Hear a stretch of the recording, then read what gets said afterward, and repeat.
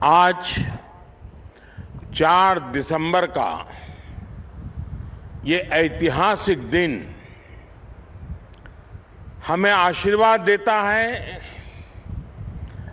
सिंधु दुर्ग का ऐतिहासिक किला, मालवण तारकर्ली का ये खूबसूरत किनारा,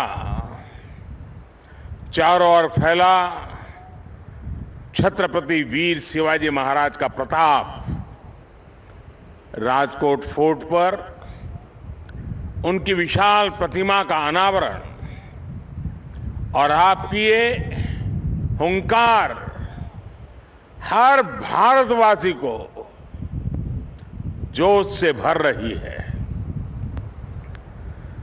आपके लिए ही कहा गया है, चलो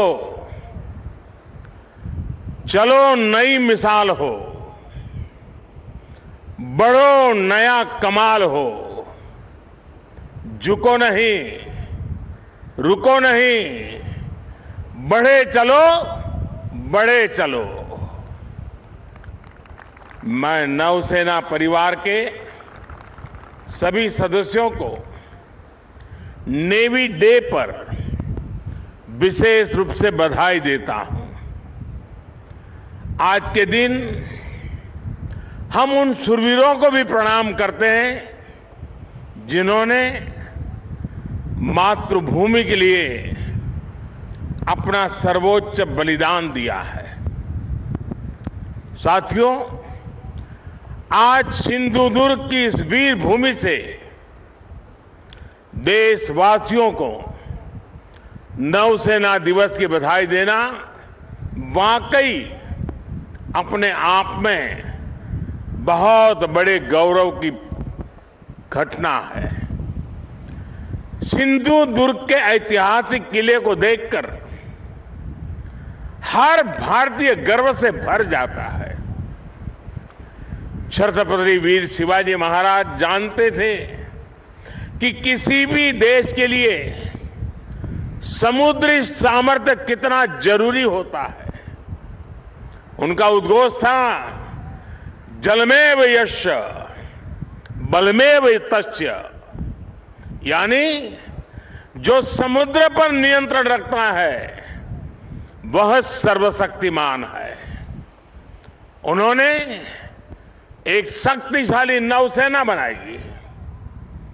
कान्होजी आंग्रे हो, मायाजी नाइक भाटकर हो, हीरोजी इंदालकर हो, ऐसे अनेक योद्धा आज भी हमारे लिए बहुत बड़ी प्रेरणा है। मैं आज नौसेना दिवस पर देश के ऐसे पराक्रमी योद्धाओं को भी नमन करता हूं। साथियों, छत्रपति वीर शिवाजी महाराज से प्रेरणा लेते हुए आज भारत गुलामी की मानसिकता को पीछे छोड़कर आगे बढ़ रहा है। मुझे खुशी है कि हमारे नेवल ऑफिसर्स जो अपलेट्स पहनते हैं, अब उसमें छत्रपति वीर शिवाजी महाराज की विरासत की झलक भी देखने को मिलने वाली है। नए एपोलेट्स भी अब उनकी नौसेना के प्रतीक चिन्ह की तरह ही होंगे। ये मेरा सौभाग्य है कि नौसेना के ध्वज को मुझे पिछले वर्ष छत्रपति शिवाजी महाराज की विरासत से जोड़ने का अवसर मिला था। अब एपोलेट्स में भी छत्रपति वीर शिवाजी महाराज का प्रतिबिंब हम सबको नजर आएगा। अपनी विरासत पर गर्व की भावना के साथ मुझे एक और घोषणा करते हुए आज गौरव हो रहा है। भारतीय नौसेना अब अपने रैंक्स का नामकरण भारतीय परंपराओं के अनुरूप करने जा रही है। हम सशस्त्र बलों में अपनी नारी शक्ति की संख्या बढ़ाने पर भी जोर दे रहे हैं। मैं नौसेना को बधाई दूंगा कि आपने नेवल शिप में देश की पहली महिला कमांडिंग अफसर की तैनाती की है। साथियों, आज का भारत अपने लिए बड़े लक्ष्य तय कर रहा है और उसे पाने के लिए अपनी पूरी शक्ति लगा रहा है। भारत के पास इन लक्ष्यों को पूरा करने के लिए एक बड़ी ताकत है। ये ताकत 140 करोड़ भारतीयों के विश्वास की है। ये ताकत दुनिया के सबसे बड़े लोकतंत्र की मजबूती की है। कल आपने देश के 4 राज्यों में इसी ताकत की झलक देखी। देश ने देखा जब लोगों के संकल्प जुड़ते हैं, जब लोगों की भावनाएं जुड़ती हैं, जब लोगों की आकांक्षाएं जुड़ती है, तो कितने सकारात्मक परिणाम सामने आते हैं। अलग अलग राज्यों की प्राथमिकताएं अलग है, उनकी आवश्यकताएं अलग है, लेकिन सभी राज्यों के लोग राष्ट्र प्रथम की भावना से ओतप्रोत है। देश है तो हम है, देश आगे बढ़ेगा तो हम आगे बढ़ेंगे।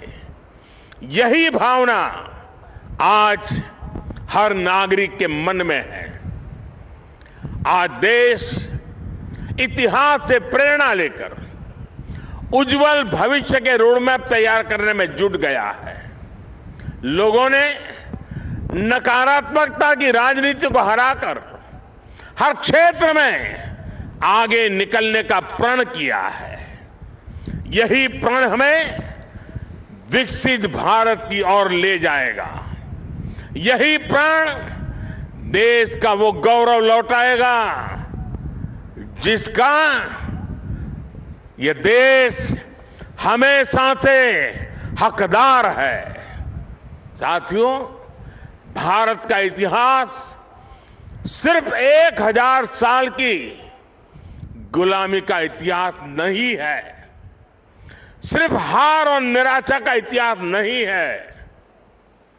भारत का इतिहास विजय का इतिहास है। भारत का इतिहास शौर्य का इतिहास है। भारत का इतिहास ज्ञान और विज्ञान का इतिहास है। भारत का इतिहास कला और सृजन कौशल का इतिहास है। भारत का इतिहास हमारे सामुद्रिक सामर्थ्य का इतिहास है। सैकड़ों वर्ष पहले जब ऐसी टेक्नोलॉजी नहीं थी, जब ऐसे संसाधन नहीं थे, तब उस जमाने में समंदर को चीरकर हमने सिंधु दुर्ग जैसे कितने ही किले बनवाए। भारत का सामुद्रिक सामर्थ्य हजारों साल पुराना है। गुजरात के लोथल में मिला सिंधु घाटी सभ्यता का पोर्ट आज हमारी बहुत बड़ी विरासत है। एक समय में सूरत के बंदरगाह पर 80 से ज्यादा देशों के जहाज लंगर डालकर रहा करते थे। चोल साम्राज्य ने भारत के इसी सामर्थ्य के बलबूते दक्षिण पूर्व एशिया के कितने ही देशों तक अपना व्यापार फैलाया। और इसलिए जब विदेशी ताकतों ने भारत पर हमला किया तो सबसे पहले हमारी इस शक्ति को निशाना बनाया गया। जो भारत नाव और जहाज बनाने के मशहूर था, उसकी ये कला, ये कौशल, सब कुछ ठप कर दिया गया। और जब हमने समंदर पर अपना नियंत्रण खोया, हमने अपनी सामरिक आर्थिक ताकत भी खो दी। इसलिए आज जब भारत विकसित होने के लक्ष्य पर चल रहा है तो हमें अपने इस खोए हुए गौरव को फिर से पाकर के ही रहना है। इसलिए ही आज हमारी सरकार भी इससे जुड़े हर क्षेत्र पर फोकस करते हुए काम कर रही है। आज भारत ब्लू इकोनॉमी को अभूतपूर्व प्रोत्साहन दे रहा है। आज भारत सागर माला के तहत पोर्ट लेड डेवलपमेंट में जुटा है। आज भारत मैरीटाइम विजन के तहत अपने सागरों के पूरे सामर्थ्य का इस्तेमाल करने की ओर तेज गति से बढ़ रहा है। मर्चेंट शिपिंग को बढ़ावा देने के लिए भी सरकार ने नए नियम बनाए हैं। सरकार के प्रयासों से बीते 9 वर्षों में भारत में सी फेरर्स की संख्या में 140% से ज्यादा बढ़ोतरी हुई है। मेरे साथियों, ये भारत के इतिहास का वो कालखंड है जो सिर्फ 5-10 साल का नहीं बल्कि आने वाली सदियों का भविष्य लिखने वाला है। 10 वर्ष से भी कम के कालखंड में भारत दुनिया में 10वें नंबर की आर्थिक ताकत से बढ़कर 5वें नंबर पर पहुंच गया है और अब बहुत तेजी से 3रे नंबर की आर्थिक महाशक्ति बनने की तरफ आज भारत अग्रसर है। आज देश विश्वास और आत्मविश्वास से भरा हुआ है। आज दुनिया को भारत में विश्व मित्र का उदय होता दिख रहा है। आज स्पेस हो या फिर समंदर, हर जगह दुनिया को भारत का सामर्थ्य दिख रहा है। आज पूरी दुनिया Bharat, middle east, Europe economic corridor की चर्चा कर रही है। जिस स्पाइस रूट को अतीत में हमने खो दिया था, वो अब फिर से भारत की समृद्धि का सशक्त आधार बनने जा रहा है। आज मेड इन इंडिया की चर्चा पूरी दुनिया में हो रही है। तेजस विमान हो या किसान ड्रोन, यूपीआई सिस्टम हो या फिर चंद्रयान 3, हर जगह, हर सेक्टर में मेड इन इंडिया की धूम है। आज हमारी सेनाओं की अधिकतर जरूरतें मेड इन इंडिया अस्त्र शस्त्र से ही पूरी की जा रही है। देश में पहली बार ट्रांसपोर्ट एयरक्राफ्ट का निर्माण शुरू हो रहा है। पिछले साल ही मैंने कोची में स्वदेशी एयरक्राफ्ट कैरियर आईएनएस विक्रांत को नौसेना में कमीशन किया था। INS Vikrant make in India, आत्मनिर्भर भारत का एक सशक्त उदाहरण है।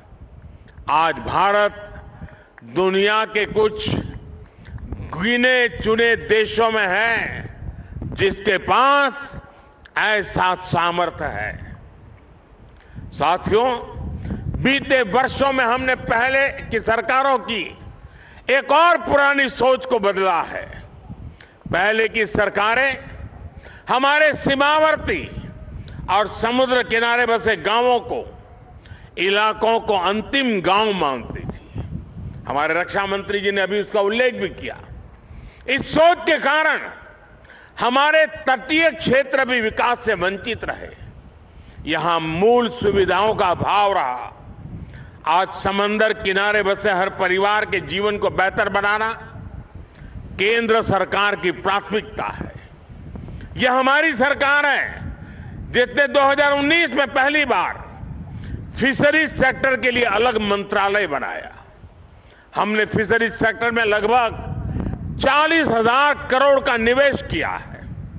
इस वजह से 2014 के बाद से भारत में मछली उत्पादन 80% से ज्यादा बढ़ा है। भारत से मछली का एक्सपोर्ट भी 110% से ज्यादा बढ़ा है। अपने मछुआरों की मदद करने के लिए सरकार हर संभव कोशिश कर रही है। हमारी सरकार ने मछुआरों के लिए बीमा कवर 2 लाख से बढ़ाकर 5 लाख किया है। देश में पहली बार मछुआरों को किसान क्रेडिट कार्ड का भी लाभ मिला है। सरकार फिशरीज सेक्टर में वैल्यू चेन डेवलपमेंट पर भी काफी जोर दे रही है। आज सागरमाला योजना से पूरे समुद्र किनारे में आधुनिक कनेक्टिविटी पर बल दिया जा रहा है। इस पर लाखों करोड़ रुपए खर्च किए जा रहे हैं ताकि समुद्री किनारों में नए उद्योग लगे, नए बिजनेस आए। मछली हो, दूसरा सी फूड हो, इसकी पूरी दुनिया में बहुत अधिक डिमांड है। इसलिए हम सी फूड प्रोसेसिंग से जुड़ी इंडस्ट्री पर बल दे रहे हैं ताकि मछुआरों की आय बढ़ाई जाए। मछुआरे गहरे समंदर में मछली पकड़ सके, इसके लिए वो नावों के आधुनिकीकरण के लिए भी उनको मदद दी जा रही है। साथियों, कोंकण का ये क्षेत्र तो अद्भुत संभावनाओं का क्षेत्र है। हमारी सरकार इस क्षेत्र के विकास के लिए पूरी प्रतिबद्धता के साथ काम कर रही है। सिंधुदुर्ग, रत्नागिरी, अलीबाग, परभणी और धाराशिव में मेडिकल कॉलेज खुले हैं। चिपी हवाई अड्डा शुरू हो चुका है। दिल्ली मुंबई इंडस्ट्रियल कॉरिडोर माड़गांव तक जुड़ने वाला है। यहां के काजू किसानों के लिए भी विशेष योजनाएं बनाई जा रही है। समुद्री तट पर बसे रिहायशों के क्षेत्रों को बचाना हमारी प्राथमिकता है। इसके लिए मैंग्रोव का दायरा बढ़ाने पर बल दिया जा रहा है। केंद्र सरकार ने इसके लिए विशेष मिस्ट्री योजना बनाई है। इसमें मालवन, अचरा, रत्नागिरी, देवगढ़, विजयदुर्ग सहित महाराष्ट्र की अनेक साइट्स को मैंग्रोव मैनेजमेंट के लिए चुना गया है। साथियों, विरासत भी और विकास भी, यही विकसित भारत का हमारा रास्ता है। इसलिए आज यहां इस क्षेत्र में भी अपनी गौरवशाली विरासत के संरक्षण का प्रयास हो रहा है। छत्रपति वीर शिवाजी महाराज के कालखंड में जो दुर्ग, जो किले बने हैं, उनको संरक्षित रखने के लिए केंद्र और राज्य सरकार संकल्पित है। कोंकण सहित पूरे महाराष्ट्र में इन धरोहरों के संरक्षण पर सैकड़ों करोड़ रुपए खर्च किए जा रहे हैं। हमारा प्रयास है कि पूरे देश से लोग अपनी इस गौरवशाली विरासत को देखने आए। इससे इस क्षेत्र में टूरिज्म भी बढ़ेगा, रोजगार, स्वरोजगार के नए अवसर भी बनेंगे। साथियों, यहां से हमें अब विकसित भारत की यात्रा और तेज करनी है। ऐसा विकसित भारत जिसमें हमारा देश सुरक्षित, समृद्ध और शक्तिशाली हो सके। और साथियों, आमतौर पर army day, air force day, navy day ये दिल्ली में मनाए जाते रहे हैं और दिल्ली में जो आसपास के लोग हैं वो उसका हिस्सा बनते थे और ज्यादातर इसके जो चीफ होते थे उनके घर के लोन में ही ये कार्यक्रम होते थे। मैंने उस परंपरा को बदला है और मेरी कोशिश है कि चाहे आर्मी डे हो, नेवी डे हो या एयरफोर्स डे हो, देश के अलग अलग भाग हिस्सों में हो। और उसी योजना के तहत इस बार का नेवी डे इस पवित्र भूमि पर हो रहा है जहां पर नेवी का जन्म हुआ था। और मुझे थोड़े समय पहले बता रहे थे कुछ लोग कि बोले पिछले सप्ताह से हजारों की तादाद में लोग आ रहे हैं इस हलचल के कारण। मुझे पक्का विश्वास है कि अब देश के लोगों का इस भूमि के प्रति आकर्षण बढ़ेगा। सिंधुदुर्ग के प्रति एक तीर्थ का भाव पैदा होगा। छत्रपति शिवाजी महाराज ने युद्ध के क्षेत्र में कितना बड़ा योगदान दिया था, जिस नेवी के लिए हम गर्व करते हैं उसकी मूल धारा छत्रपति शिवाजी महाराज से शुरू होती है। इसका गर्व आज देशवासी करेंगे। और इसलिए मैं नेवी के मेरे साथियों को, हमारे रक्षा मंत्री जी को मैं हृदय से बधाई देता हूं कि उन्होंने इस कार्यक्रम के लिए इस प्रकार के स्थान को चुना है। मैं जानता हूं ये सारी व्यवस्थाएं करना कठिन है, लेकिन इस क्षेत्र को भी लाभ होता है। बहुत बड़ी तादाद में जन सामान्य भी इससे जुड़ता है और विदेश के भी बहुत मेहमान यहां आज मौजूद हैं। उनके लिए भी बहुत सी बातें नई होगी कि नेवी का कंसेप्ट छत्रपति शिवाजी महाराज ने इतनी शताब्दियों पहले शुरू किया था। मैं पक्का मानता हूं जैसे आज G20 में दुनिया का ध्यान इस बात पर गया कि भारत सिर्फ विश्व की सबसे बड़ी डेमोक्रेसी है, इतना ही नहीं, भारत मदर ऑफ डेमोक्रेसी है। उसी प्रकार से भारत है जिसने नेवी की इस कंसेप्ट को जन्म दिया, सामर्थ्य दिया और आज विश्व ने उसको स्वीकार किया है। और इसलिए आज का ये अवसर विश्व पटल पर भी एक नई सोच के लिए निर्माण का कारण बनने वाला है। मैं फिर एक बार आज नेवी डे पे देश के सभी जवानों को, उनके परिवारजनों को और देशवासियों को बहुत बहुत शुभकामनाएं देता हूं, बहुत बहुत बधाई देता हूं। मेरे साथ पूरी शक्ति से एक बार बोलिए, भारत माता की, भारत माता की, भारत माता की।